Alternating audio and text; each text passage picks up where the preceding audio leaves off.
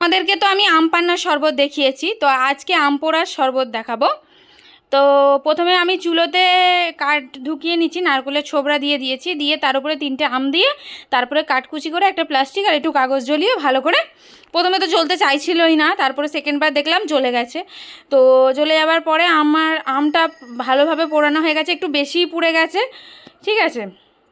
তো সেই আমটাকে আমি এখন একটা বোলেতে পানি দিয়ে ভালো করে ধুয়ে নিচ্ছি, খোসাগুলো ছাড়িয়ে নিচ্ছি, নিয়ে আমের যে পাল্পগুলো আছে ওইগুলোকে ভালো করে হাতের দ্বারাতে ছেনে নিচ্ছি, ছেনে নিলে পাল্পগুলো সব বেরিয়ে গেছে।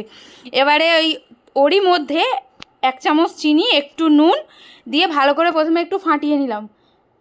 ফাটিয়ে নেওয়ার পরে দেখতে পাবে আমি একটু জলজিরা দিয়ে দিচ্ছি। তো জলজিরাটা দিলে একটু টক মিষ্টি হয়, খেতেও খুব স্বাদ হয়। আর তোমাদের ভিডিওটা কেমন লাগলো আমাকে কমেন্ট করে জানিও। আর এই গরমের সময় আম পোড়ার শরবত হলে আর তো কিছু লাগেই না, বলো। আর কে কে আম পোড়ার শরবত খাচ্ছ বাড়িতে আমাকে কমেন্ট করে জানাও। দেখা হচ্ছে তোমাদের সাথে নেক্সট ভিডিওতে।